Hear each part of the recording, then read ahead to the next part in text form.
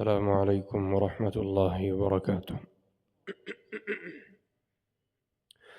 إن الحمد لله نحمده ونستعينه ونستغفره ونؤمن به ونتوكل عليه ونعوذ بالله من شرور أنفسنا ومن سيئات أعمالنا.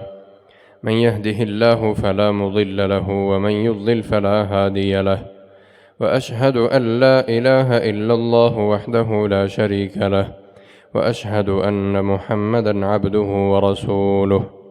أما بعد، فأعوذ بالله السميع العليم من الشيطان الرجيم. يا أيها الذين آمنوا اتقوا الله حق تقاته ولا تموتن إلا وأنتم مسلمون. يا أيها الناس اتقوا ربكم الذي خلقكم من نفس واحدة وخلق منها زوجها وبث منهما رجالا كثيرا ونساء، واتقوا الله الذي تساءلون به والأرحام، إن الله كان عليكم رقيبا. يا أيها الذين آمنوا اتقوا الله وقولوا قولا سديدا يصلح لكم أعمالكم ويغفر لكم ذنوبكم، ومن يطع الله ورسوله فقد فاز فوزا عظيما.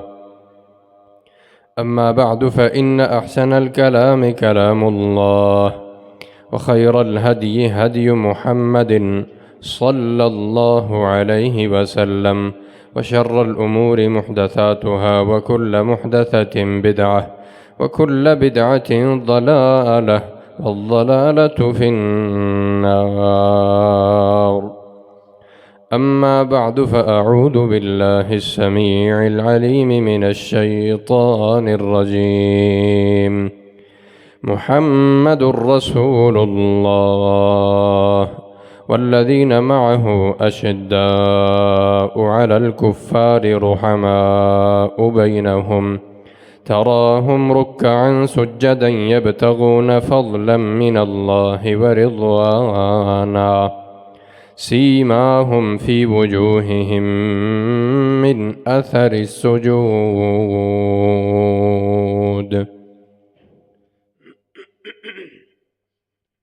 ہر قسم کی تعریفات، تسبیحات، تحمیدات اللہ رب العالمین احکم الحاکمین رب ارض و سما کے لیے بے شمار انگنت لاتعداد درود و سلام ہوں محمد مصطفیٰ احمد مجتبیٰ خاتم الرسل امام الانبیاء سید ولد آدم صلوات اللہ وسلامہ علیہ پر۔ قابل صد احترام بزرگان کرام، گراں قدر نوجوان ساتھیوں، معززات، سامعات، ماؤ بہنوں، دین اسلام نے نبی مکرم صلی اللہ علیہ وسلم کی تعلیمات کی روشنی میں، قرآن مجید کی فرمودات کی روشنی میں مسلمانوں کو، مومنوں کو الفت اور محبت کے رشتے میں جوڑنے کے بعد اس رشتے کو مضبوط بنانے کا حکم دیا، اور اس الفت اور محبت کے تعلق کو اللہ تعالیٰ نے اپنی خاص نعمتوں میں سے ایک بتلایا۔ وَاعْتَصِمُوا بِحَبْلِ اللَّهِ جَمِيعًا وَلَا تَفَرَّقُوا وَاذْكُرُوا نِعْمَةَ اللَّهِ عَلَيْكُمْ۔ اس وقت کو یاد کرو، اذ کنتم اعداءً، جب تم آپس میں پھوٹ ڈلے ہوئے تھے، دشمن تھے، ایک دوسرے کی جانوں کے درپے تھے۔ فَأَلَّفَ بَيْنَ قُلُوبِكُمْ، رب نے تمہارے دلوں کے درمیان الفت ڈال دی، محبت ڈال دی۔ وعلیکم السلام۔ اس الفت کے طریقے میں، اس کی بنیاد میں کئی ساری چیزیں ہیں جو انسان ایک دوسرے کے ساتھ ان بنیادوں کو اپنا کر، ان اصولوں طریقوں کو اپنا کر اس محبت کو، اس رشتے کو مزید مضبوط کر سکتا ہے۔ اور اس حوالے سے ہمارے ہاں پائے جانے والے اشکالات غلط العام جنہیں کہا جاتا ہے، ایسی بات، ایسا قول، ایسا نظریہ جو مشہور ہو گیا لیکن وہ غلط ہے۔ اس میں سے اہم ترین ہمارے ہاں وہ کسی کی تعریف کرنا ہے۔ آپ اگر کسی کی تعریف کرنا چاہیں یا کوئی آپ کی کر رہا ہو تو بعض حضرات کا یہ ماننا ہے کہ کسی کے سامنے اس کے منہ پر تعریف نہیں کرنی چاہیے۔ یہ مشہور آپ نے سنا ہوگا۔ اللہ رب العزت کا طریقہ کار کیا ہے؟ اللہ تعالیٰ نے قرآن مجید میں کیا اسلوب اپنایا؟ وہ اسلوب ہمیں اپنی معاشرتی بنیادوں کو قائم کرنے کا، اس کو وضع کرنے کی سب سے پہلی دلیل ہے۔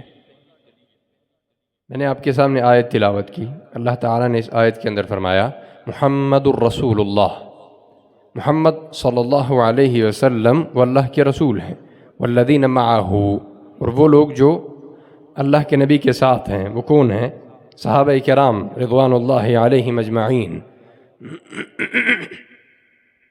اللہ نے اس آیت کے اندر تفصیل کے ساتھ ان کی تعریف کی۔ اشداء علی الکفار رحماء بینہم، یہ وہ لوگ ہیں جو دشمن کافروں کے خلاف بہت سخت ہیں، آپس میں انتہائی نرم ہیں۔ تراہم رکعا سجدا یبتغون فضلا من اللہ ورضوانا، کہ آپ ان کو دیکھیں گے کہ اللہ رب العزت کی رضا کے لیے رکوع اور سجود کرتے رہتے ہیں۔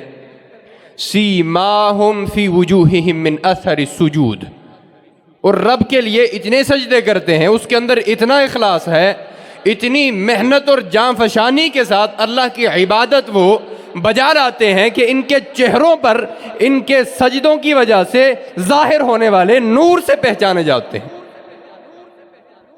اللہ تعالیٰ اپنے نبی کے اصحاب کی تعریف کر رہا ہے۔ اس تعریف کا نتیجہ کیا نکلتا ہے؟ وہ رب کے اتنا قریب ہوئے، اتنے مضبوط اللہ کے بندے ثابت ہوئے، اتنے شاندار کردار کے وہ حامل بنے کہ انہوں نے اپنے نبی کے ایک ایک اشارے پر اپنی جان لٹا دی۔ حضرت عبد الرحمن ابن عوف رضی اللہ تعالی عنہ مہاجر صحابی تھے، مالدار تھے، ہجرت کر کے آئے، سب کچھ چھوڑ دیا، اور ان کو اللہ تعالیٰ نے مزید تجارت کی برکت میں بے بہا مال عطا کیا، اور اتنے مال سے نوازا کہ ان کے مال کا جب حصہ کیا گیا وصیت کے بعد، ان کی وفات کے بعد، تو وراثت میں ان کی ایک ایک بیوی کو بھی اس زمانے کے اعتبار سے کروڑوں روپے ملے۔ لیکن حضرت عبد الرحمن ابن عوف رضی اللہ تعالیٰ عنہ اپنے آخری وقت تک پرتعیش زندگی کو اپنانے والے نہیں تھے۔ اس دولت کو، اس مال کو انہوں نے اپنی دنیا بنانے کے لیے استعمال نہیں کیا کہ ایک شاندار گھر ہوتا، اس میں شاندار سہولیات ہوتی، بہترین نوکر چاکر ہوتے، نہیں، ساری عمر حضرت عبد الرحمن ابن عوف رضی اللہ تعالیٰ عنہ ایک ایسے کردار کے حامل رہے کہ محمد الرسول اللہ صلی اللہ علیہ وسلم نے انہیں جنت کی خوشخبری سنائی۔ یہ ان صحابہ کے کردار کو بنانے میں اللہ رب العزت کی تعریف شامل تھی۔ اللہ تعالیٰ نے ان کے لیے وہ تعریف کے الفاظ جو قرآن مجید میں نقل کیے وہ ان کے دلوں پر نقش ہوئے۔ یہ وہ بنیاد ہے جو ہمیں اپنانے کی ضرورت ہے۔ ہمارے ہاں رویہ یہ ہے کہ ایک بندہ وہ زندگی میں ابھی اپنا زندہ ہے، صحیح سلامت ہے، اپنے ہوش و حواس میں ہے، آپ کے ساتھ اٹھتا بیٹھتا ہے، آپ کے ساتھ تعلق داری ہے، آپ کبھی بھی اس کی کسی اچھی بات کی، اچھے کام کی، اچھے عمل کی تعریف نہیں کریں گے۔ مر جائے تو پھر آپ ہر مجلس کے اندر ذکر کریں گے وہ میرے ساتھ بیٹھا کرتا تھا، فلاں کام اس کا بہت اچھا تھا، فلاں طریقہ اس کا بہت اچھا تھا۔ اس کی زندگی میں کبھی آپ نے اس کی تعریف کیوں نہیں کی؟ یہ وہ زندگی میں تعریف کرنے کی وجہ یہ ہے کہ آپ کی اس تعریف سے وہ بندہ اپنے اس عمل کے اندر مزید بہتر ہوتا جاتا ہے۔ مثال کے طور پہ حضرت عبداللہ ابن عمر رضی اللہ تعالیٰ عنہ حضرت عمر کے بیٹے تھے، حدیث کے اماموں میں سے، حفاظ میں سے ایک تھے۔ نبی صلی اللہ علیہ وسلم نے انہیں نصیحت کرنی تھی، آپ نے طریقہ اپنایا، آپ نے فرمایا نعم الرجل عبداللہ، عبداللہ بہت اچھا آدمی ہے، بہت شاندار آدمی ہے، بہت اچھا آدمی ہے، اگر یہ رات کو قیام کرنا شروع کر دے، رات کی تہجد شروع کر دے، راتوں کو کھڑے ہو کر نماز پڑھنے کی عادت کو اپنا لے تو یہ اور بھی اچھا ہو جائے گا، لیکن یہ پہلے بھی بہت اچھا ہے۔ حضرت عبداللہ ابن عمر کے بیٹے سالم فرماتے ہیں وَكَانَ بَعْدُ ذَلِكَ، اس نصیحت کے بعد، اس بات کے بعد، رسول اللہ کے اس جملے کے بعد حضرت عبداللہ کی زندگی میں اتنا بڑا انقلاب آیا کہ ساری زندگی جب تک عبداللہ کو موت نہیں آ گئی وہ رات کو بہت کم سویا کرتے تھے، ساری رات کھڑے ہو کر اللہ کی عبادت میں وقت گزار دیتے تھے۔ حضرت عبداللہ ابن عمر کی اس ذات کو مضبوط کرنے میں، ان کے اس عمل کی بنیاد بننے میں رسول اللہ صلی اللہ علیہ وسلم کے تعریفی کلمات شامل تھے جو آپ نے ان کی تعریف میں کہے۔ اس تعریف کے بعد اس نے ان کو اپنے اس نیک عمل کے اندر ایسا مضبوط بنایا کہ ساری زندگی انہوں نے کبھی بھی کسی رات کو تہجد نہیں چھوڑی۔ اور اس میں ہمارے ہاں ایک اور رویہ ہے، یہ تعریف کرنا، کسی کے سامنے اس کی حقیقت کو واضح کرنا، ایسے نہیں ہے۔ نبی صلی اللہ علیہ وسلم نے خوشامد سے منع کیا ہے۔ خوشامد کہتے ہیں ایک بندے میں کوئی عمل ہے ہی نہیں، اس کے اندر وہ گر ہی نہیں ہے، اس نے وہ کام کیا ہی نہیں ہے، اس کی وہ اہلیت ہی نہیں ہے، تو آپ اس کو بڑھانا شروع کر دیں۔ یہ طریقہ ہمارے ہاں بہت معروف ہے۔ ایک عالم ہوں گے، ان کے ساتھ وہ القابات لگائے جائیں گے جو محمد الرسول اللہ کی شان کے لائق ہیں صلی اللہ علیہ وسلم۔ وہ القابات حضرات صحابہ نے بھی اپنے لیے اور دوسروں کے لیے استعمال نہیں کیے ہوتے جو ہم اس دور کے کسی عام سے عالم کے لیے استعمال کرتے ہیں، اور وہ اس پر خوش بھی ہیں۔ اسی طرح آپ نے کسی سے اپنا کام نکلوانا ہے تو اس کی وہ تعریفیں شروع کر دیتے ہیں، وہ اچھے کام گنوانا شروع کر دیتے ہیں جن کے بارے میں اس کے ذہن میں کبھی ساری زندگی گمان بھی نہیں گزرا ہوگا۔ یہ طریقہ درست نہیں ہے۔ جو اس کے اندر عمل ہے، جو اہلیت موجود ہے، جو اس نے اچھا کام کیا ہے، جو طریقہ کار اس نے اپنایا ہے، جس اسلوب سے وہ چلا ہے، آپ اس کی تعریف کریں جتنی اس کی موجود ہونی چاہیے۔ اور ہر بندہ اپنی تعریف کو پسند کرتا ہے، اور یہ وہ بنیاد ہے جو اس کو کسی اچھے کام کی طرف لگاتی ہے، اگر وہ غرور اور تکبر کے اندر نہ پڑے۔ اور ہمارے ہاں ایک رویہ جو میں نے بچوں کے اعتبار سے بات کی وہ یہ ہے، خصوصاً ہماری ماؤں بہنوں کے لیے، کہ ایک بچہ وہ اگر صحیح نہیں پڑھتا، وہ اپنے اسکول سے ناکام ہو کر آتا ہے، یا کم نمبر لے کر آتا ہے، یا اپنے حفظ کی کلاس میں وہ جلدی سے نہیں آگے بڑھ رہا، یا وہ گھر کے کسی کاج کو بہتر طریقے سے نہیں سمجھ رہا، تو ہمارے ہاں یہ کہہ دیا جس کا دماغ بہت موٹا ہے، اس کی عقل نہیں ہے، اس کا ذہن نہیں ہے، اس کو سمجھ نہیں آتی۔ یہ وہ بات ہے جو بچے کے اس حوصلے کو توڑنے والی ہے، جو اس کے مزید محنت پر پانی پھیرنے والی ہے، جو بحیثیت والدین ہمیں سمجھنے کی ضرورت ہے۔ حضرت امام ابن تیمیہ علیہ الرحمہ 16 سال کی عمر میں انہوں نے ایک چھوٹا سا رسالہ لکھا، اور وہ رسالہ لے کر اپنے استاد کے بعد تشریف لائے اور ان کے سامنے پیش کیا۔ 16 سال کے اس لڑکے کا لکھا ہوا ایک رسالہ، وہ ایک چھوٹی سی کتاب، اس کو لے کر ان کے استاد نے اس کے اوپر یہ تحریر کیا کہ مجھے یہ کتاب ایک وقت کے عالم نے، امام نے، فقیہ نے پیش کی اور میں نے اس کو نظر ثانی کی۔ اس کی ایک اور مثال میں آپ کو دیتا ہوں۔ امام ذہبی علیہ الرحمہ تاریخ کے بہت بڑے امام ہیں اور بہت بڑے محدث ہیں، فقیہ ہیں، اصولی ہیں۔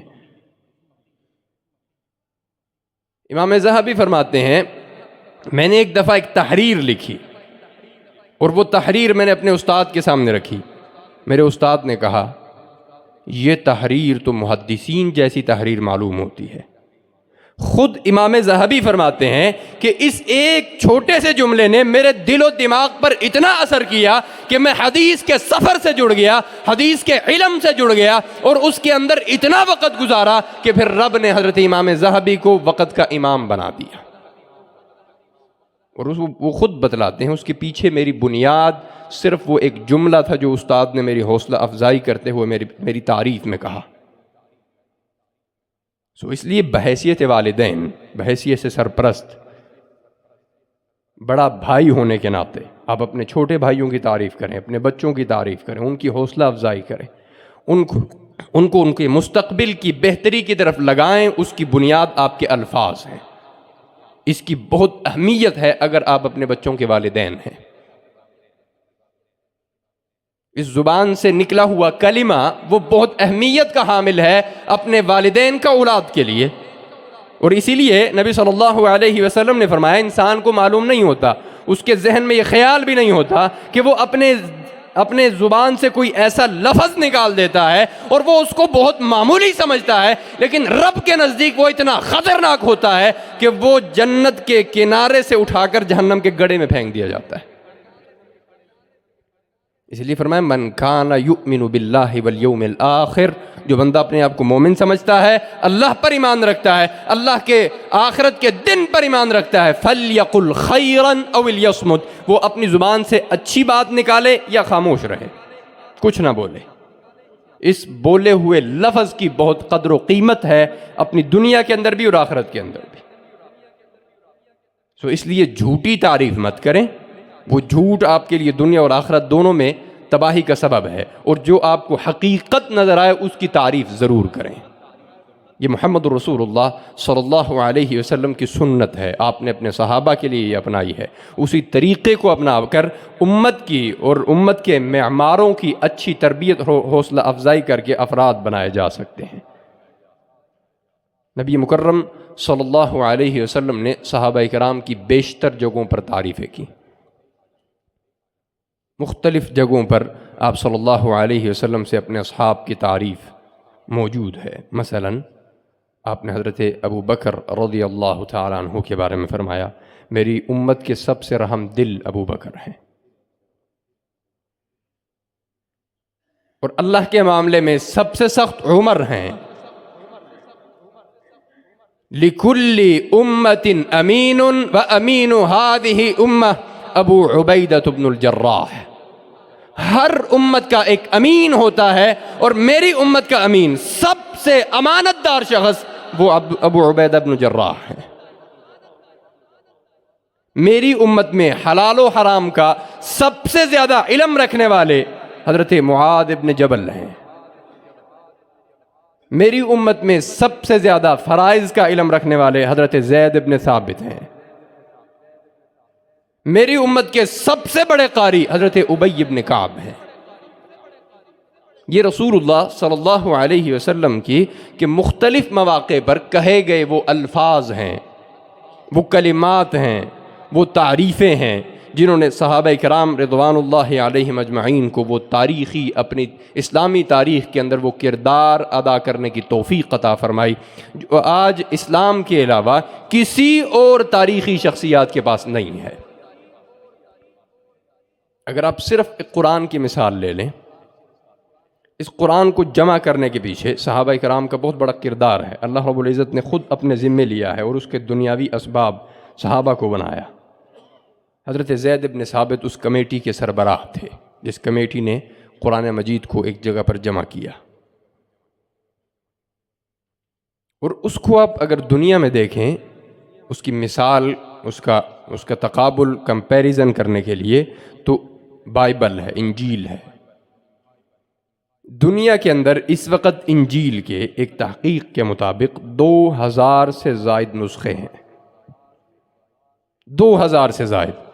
ہر نسخہ ایک دوسرے سے مختلف ہے، اس کے اندر بات کا فرق موجود ہے، الفاظ کا فرق موجود ہے، اس کے اندر چیزوں کا فرق موجود ہے، اسباب کا فرق موجود ہے، محرکات کا فرق موجود ہے، احکامات کا فرق موجود ہے، لیکن واضح قرآن وہ کتاب ہے جو ساری دنیا کے اندر شرق اور غرب کے اعتبار سے، اپنے ماننے اور یاد کرنے والوں کے اعتبار سے، اپنی لکھائی اور خط و کتابت کے اعتبار سے دنیا کے اندر کوئی ایک بھی کسی ایک نقطے کا فرق بھی نہیں رکھتی، اور یہ سب ایک دوسرے کے ساتھ ملتے جلتے ہیں۔ اس کے پیچھے صحابہ کرام رضوان اللہ علیہم اجمعین کا وہ کردار ہے جو انہوں نے اپنی تاریخ کے اندر ادا کیا۔ اور اس کی بنیاد محمد الرسول اللہ صلی اللہ علیہ وسلم کے وہ کلمات ہیں جو انہوں نے صحابہ کرام کے حق میں کہے، ان کی تعریف میں کہے۔ اور یہاں پر ایک اور نقطہ جو اس معاشرے کی، خصوصاً ہمارے معاشرے کی خرابی کی بنیادوں میں سے ایک ہے، جس کو سمجھنا ضروری ہے، وہ یہ کہ کسی کے ساتھ آپ کا تعلق ہے اور وہ آپ سے آگے نکل گیا، تو آپ اس کی غیر موجودگی میں اس کی عزت کو اچھا خاصا تار تار کر دیتے ہیں۔ یا اگر آپ نہیں کرتے، مثال کے طور پہ آپ کسی مجلس میں بیٹھے ہیں، وہاں پر کسی کا تذکرہ چل پڑتا ہے اور بغیر کسی ثبوت کے، اور یہ ہمارے ہاں معمول ہے، ہم سب اس کا حصہ ہیں، بغیر کسی ثبوت کے، بغیر اس کے پیچھے کسی تحقیق کے، تصدیق کے، ہم بات کرنا شروع کر دیں۔ اس نے، وہ جو مالدار آدمی ہے، وہ پیسے والا، وہ تو اس نے ویسے کمایا ہے، اس نے تو ایسے کیا ہے، فلاں کام اس کا ہمیں پتہ ہے، اس نے تو وہ چوری کی ہے، اس نے تو اس کا فلاں حق کا مارا ہے، اور وہ اس پہ اپنی مجلس گرم کیے رکھتے ہیں اور اپنا وقت بھی گزارتے ہیں، اپنے آپ کو گندہ بھی کرتے ہیں، اپنے ہاتھوں اور منہ اور اپنے چہروں کو خون سے لتھڑا بھی دیتے ہیں اور بڑے خوش ہیں۔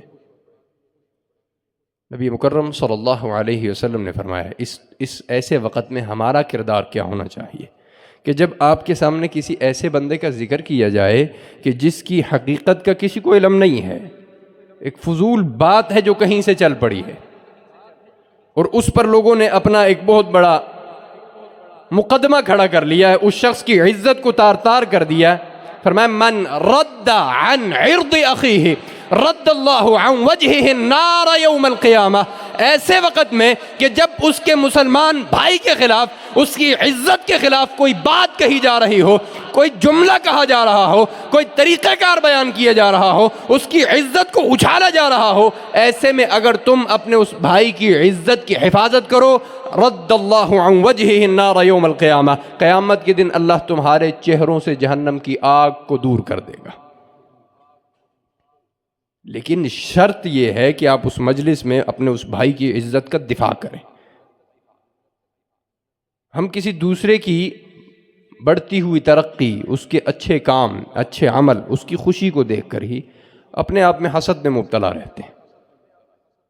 یہ اس کے پاس کیوں آ گیا، یہ کیسے آ گیا، میرے پاس کیوں نہیں ہے، اس نے یہ ایسے کیسے کر لیا۔ نبی مکرم صلی اللہ علیہ وسلم کے صحابہ کرام کا ایک دوسرے کے ساتھ وہ رویہ، اس کی آپ نے کئی مثالیں سنی ہیں، وہ انسانی سمجھ اور فہم میں آنے والی نہیں ہے۔ انسان سمجھتے ہیں کہ ایسے بھی لوگ ہو سکتے ہیں، اسی لیے اللہ تعالیٰ نے ان کو ہمارے لیے نمونہ بنایا۔ حضرت عبد الرحمن ابن عوف رضی اللہ تعالیٰ عنہ مکہ سے مدینہ آئے، ایک انصاری صحابی کے ساتھ ان کا بھائی چارہ قائم ہوا۔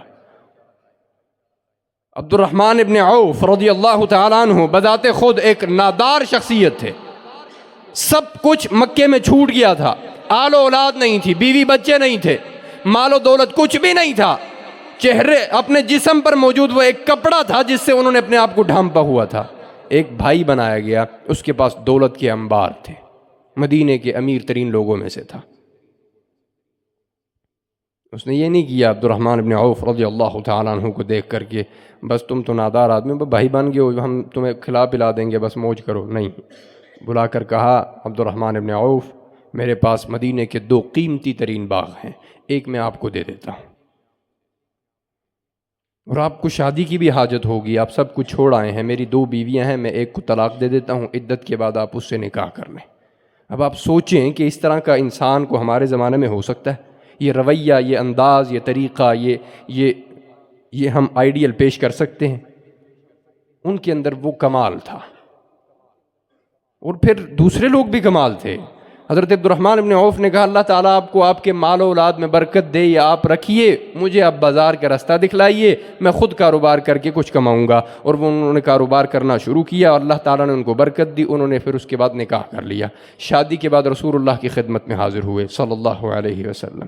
آپ صلی اللہ علیہ وسلم نے ان کے بدلے ہوئے رنگ کو دیکھا، ان کے جسم پر لگے ہوئے زعفران کے رنگ کو دیکھا، تو آپ نے فرمایا عبد الرحمن کچھ بدلے بدلے معلوم ہوتے ہو۔ کہاں یا رسول اللہ، میں نے نکاح کر لیا۔ نبی صلی اللہ علیہ وسلم کا پھر کمال دیکھیے، آپ نے ان کو ولیمے کی نصیحت کی، اور اس کے بعد آپ نے ان کے لیے مال و اولاد میں برکت کی دعا کی۔ پھر حضرت عبد الرحمن ابن عوف کہتے ہیں اللہ کے نبی کی وہ دعا میرے لیے اتنا اثر کر گئی کہ میں اگر مٹی کو بھی ہاتھ لگاتا تو وہ بھی سونا ہو جاتی تھی. اتنے کاروبار میں اللہ نے برکت دی. اس کی بنیاد یہ ہے کہ ان افراد میں، ان شخصیات میں کسی قسم کا حسد نہیں تھا. وہ ایک دوسرے کو دیکھ کر اس کی تعریف کے بجائے اس کے خلاف منصوبے اور سازشوں میں نہیں پڑ جاتے تھے. اس لیے وہ طریقہ اپنائیے جو اللہ کا طریقہ ہے. آخری حدیث سنا کر میں اپنی بات کو اختتام کی طرف لیے چلتا ہوں. حضرت رسول اللہ صلی اللہ علیہ وسلم کے پاس ایک صحابی آئے. وہ آپ کے مہمان تھے. آپ نے اپنے گھر والوں کی طرف پیغام بھیجا کہ میرے مہمان کے لیے کچھ کھانے کا بندوبست کرو. آپ کو پیغام کا جواب یہ ملا کہ گھر میں کچھ بھی نہیں ہے. آپ نبی صلی اللہ علیہ وسلم نے صحابہ سے پوچھا میرے اس مہمان کی مہمان نوازی کون کرے گا؟ ایک صحابی کھڑے ہوئے. انہوں نے کہا یا رسول اللہ میں اس کو لے جاؤں گا. اور وہ اپنے گھر گئے، اپنی بیگم سے پوچھا کچھ موجود ہے؟ انہوں نے کہا کچھ بھی نہیں ہے، بچوں کا کھانا ہے، ہمارے اپنے لیے بھی کچھ نہیں ہے. انہوں نے کہا ایسا کرو بچوں کو بھوکا سلا دو اور رات کو میں مہمان کو لاؤں گا، اس کے سامنے کھانا رکھ دینا، چونکہ تھوڑا ہے ہم بھی ساتھ شریک ہو کر تو نہیں کھا سکتے. ایسا کرنا کہ چراغ کو بجھا دینا، ہم ایسا لگے گا کہ ہم اس کے ساتھ کھانے میں شریک ہیں اور وہ سیر ہو کر کھانا بھی کھا لے گا. رات کو وہ مہمان آیا، ان کی بیوی نے ان کے بتلائے ہوئے طریقے کے مطابق وہ عمل کیا، مہمان نے سیر ہو کر کھانا کھایا. صبح رسول اللہ کی خدمت میں حاضر ہوئے. آپ صلی اللہ علیہ وسلم اس صحابی کو دیکھ کر مسکرا رہے تھے. حضرت صحابی نے ان سے پوچھا کہ یا رسول اللہ آپ مسکرا رہے ہیں؟ فرمایا جو تم نے رات کو جو عمل کیا ہے، جس طریقے سے اپنے مہمان کی مہمان نوازی کی ہے، جو تم نے بہترین طریقہ اپنایا ہے، جو ایک خوبصورت ترین عمل کیا ہے، اس عمل نے رب کو بھی، اللہ تعالیٰ نے اس عمل کو اتنا پسند کیا ہے کہ آسمانوں والے رب نے تمہارے اس عمل کی تعریف میں قرآن نازل کر دیا ہے. یہ انداز ہے، یہ اللہ تعالیٰ کی سنت ہے، یہ رب کا طریقہ ہے کہ وہ اپنے بندوں کے کیے ہوئے اچھے عمل کی تعریف کرتا ہے. محمد رسول اللہ صلی اللہ علیہ وسلم اپنے اصحاب کے اچھے اعمال کی تعریف کرتے تھے. یہ اچھی تعریف ان کو اس نیک عمل میں مضبوط کرنے میں مزید تقویت دیتی ہے. اس لیے اپنے ارد گرد نظر رکھیے، اپنے دوست احباب، والدین، عزیز و اقارب، اولاد، سب کی تعریف کیجیے، ان کو حوصلہ دیجیے کہ وہ اچھے کام کی جانب راغب ہوں.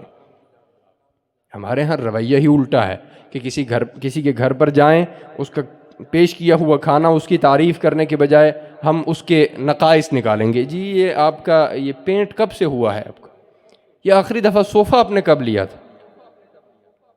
یہ بڑا خستہ حالی کا شکار ہے. یہ آپ کہاں سے کپڑے خریدتے ہیں؟ یہ تو کوئی اتنا اچھا نہیں لگ رہا. بھائی انہوں نے آپ کو اپنے گھر کی تزئین و آرائش کے لیے نہیں بلایا، آپ مستری نہیں ہیں، آپ یہاں پر مہمان ہیں. آپ ان کی اس عمل کی تعریف کریں جو عمل انہوں نے آپ کے سامنے پیش کیا ہے. اگر آپ کچھ نہیں کر سکتے تو خاموشی سے واپس تشریف لے جائیے. لیکن یہ طریقہ کار انتہائی قبیح ہے اور آداب کے خلاف ہے کہ آپ اس کام کے اندر دخل دینا شروع کر دیں جو کام آپ کا نہیں ہے. نبی مکرم صلی اللہ علیہ وسلم کی حدیث ہے من حسن اسلام المرء ترکہ ما لا یعنی. ایک اچھے مسلمان کی نشانی یہ ہے، اس کی خوبی یہ ہوتی ہے کہ وہ ایسے کام کے اندر دخل ہی نہ دے جو اس سے متعلقہ ہی نہیں ہے، جو اس کا کام ہی نہیں ہے. اس لیے جو آپ سے متعلقہ امور ہیں ان کی تعریف کیجئے اگر وہ آپ کو پسند آتے ہیں. اگر آپ کو پسند نہیں آتے تو خاموشی سے رخ موڑ لیجئے. اپنی زبان کو اس وقت استعمال کیجئے جب آپ نے کوئی اچھی بات کہنی ہو، خیر کا کلمہ ادا کرنا ہو. اپنے بچوں، اپنے ماتحت افراد جن کے آپ سرپرست ہیں، ان کی اچھی تعریف کیجئے. وہ تعریف ان کے لیے بہت حوصلہ افزا ہوگی، جو ان کو اچھے کام کرنے کی رغبت دلائے گی، اور وہی اچھی تعریف ان کے لیے مستقبل میں بہترین طریقہ ثابت ہوگی. اور وہ اچھی تعریف آپ کے لیے آخرت میں آپ کے ذخیرہ صحیحہ، اچھے ذخائر میں سے، اچھے اعمال کے ذخائر میں سے بنے گا. اللہ تعالیٰ مجھے اور آپ کو محمد رسول اللہ صلی اللہ علیہ وسلم اور آپ کے صحابہ کے اسلوب پر چلنے کی توفیق عطا فرمائے، اور اپنی زندگی کو اچھے کاموں کے ساتھ منور کرنے کی توفیق عطا فرمائے. وآخر دعوانا ان الحمد للہ رب العالمین.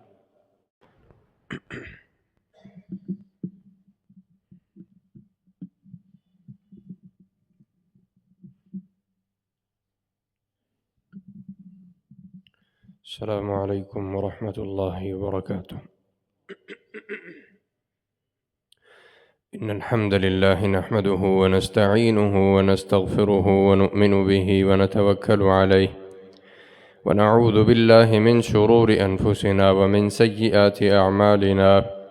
من يهده الله فلا مضل له ومن يضلل فلا هادي له، وأشهد أن لا إله إلا الله وحده لا شريك له، وأشهد أن محمدًا عبده ورسوله. أما بعد، فأعوذ بالله السميع العليم من الشيطان الرجيم. يا أيها الذين آمنوا اتقوا الله حق تقاته ولا تموتن إلا وأنتم مسلمون. يا أيها الناس اتقوا ربكم الذي خلقكم من نفس واحدة، وخلق منها زوجها، وبث منهما رجالا كثيرا ونساء. واتقوا الله الذي تساءلون به والأرحام، إن الله كان عليكم رقيبا. يا أيها الذين آمنوا اتقوا الله وقولوا قولا سديدا يصلح لكم أعمالكم ويغفر لكم ذنوبكم، ومن يطع الله ورسوله فقد فاز فوزا عظيما.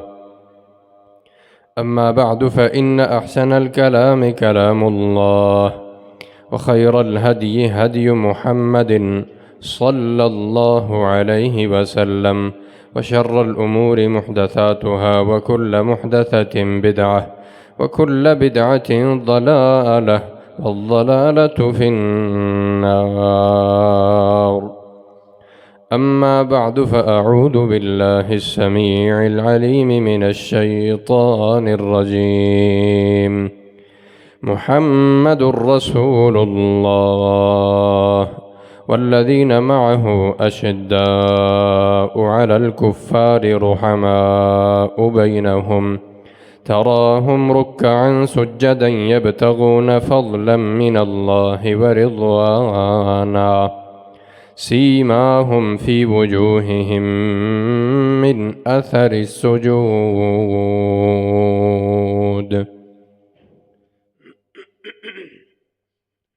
ہر قسم کی تعریفات، تسبیحات، تحمیدات اللہ رب العالمین احکم الحاکمین رب ارض و سما کے لیے بے شمار انگنت لاتعداد درود و سلام ہوں محمد مصطفیٰ احمد مجتبیٰ خاتم الرسل امام الانبیاء سید ولد آدم صلوات اللہ وسلامہ علیہ پر۔ قابل صد احترام بزرگان کرام، گراں قدر نوجوان ساتھیوں، معززات، سامعات، ماؤ بہنوں، دین اسلام نے نبی مکرم صلی اللہ علیہ وسلم کی تعلیمات کی روشنی میں، قرآن مجید کی فرمودات کی روشنی میں مسلمانوں کو، مومنوں کو الفت اور محبت کے رشتے میں جوڑنے